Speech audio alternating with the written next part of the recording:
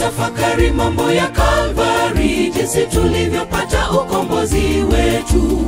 Mwana wa Adamu akibeba makovu mgongoni alipochapwa na mijeledi. Yote ni kwa ajili yangu nawe wa dhambi tupate okolewa.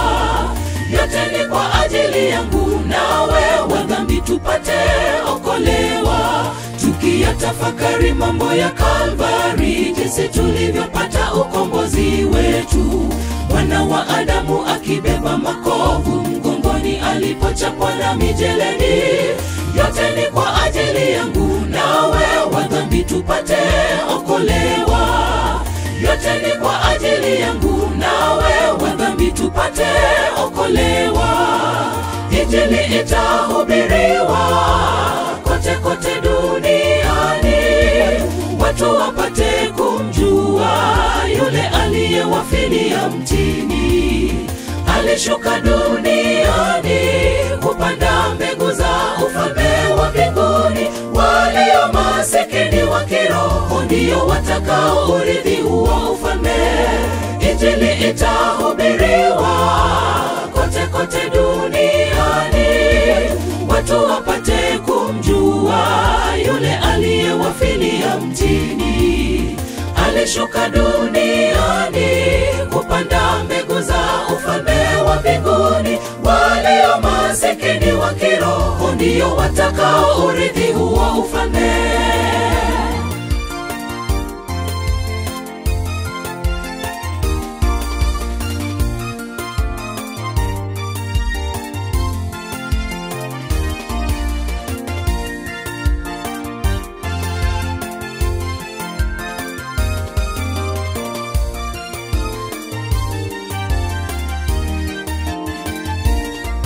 Hakukuwa na njia nyingine ya kupata ukombozi kutoka dhambini. Ni mwana wa Adamu pekee angeweza kutuokoa sisi wanadamu, ili tuwe huru kutokana na dhambi iliyotukaba sote. Sasa tuwa safi kwa jina lake aliyetufilia mtini. Hakukuwa na njia nyingine ya kupata ukombozi kutoka dhambini. Ni mwana wa Adamu pekee angeweza kutuokoa sisi wanadamu, ili tuwe huru kutokana na dhambi iliyotukaba sote. Sasa tuwa safi kwa jina lake aliyetufilia mtini. Injili itahubiriwa kote kote duniani, watu wapate kumjua yule aliyewafilia mtini. Alishuka duniani kupanda mbegu za ufalme wa mbinguni. Walio masikini wa kiroho ndio watakao urithi huo ufalme. Injili itahubiriwa kote kote duniani, watu wapate kumjua yule aliyewafilia mtini.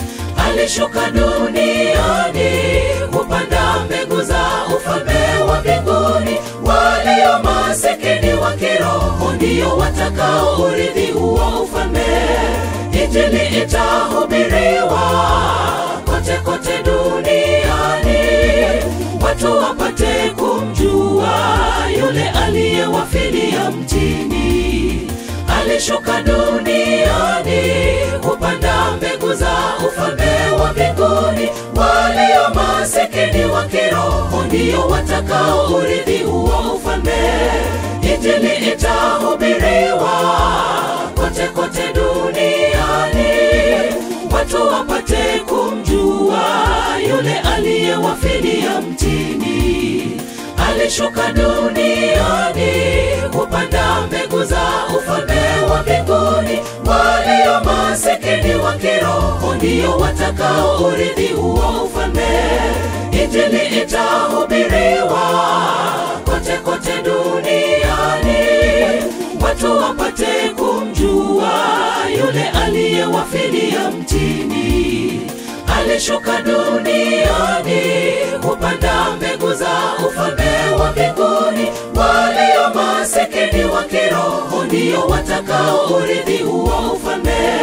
Injili itahubiriwa kote kote duniani, watu wapate kumjua yule aliyewafilia mtini.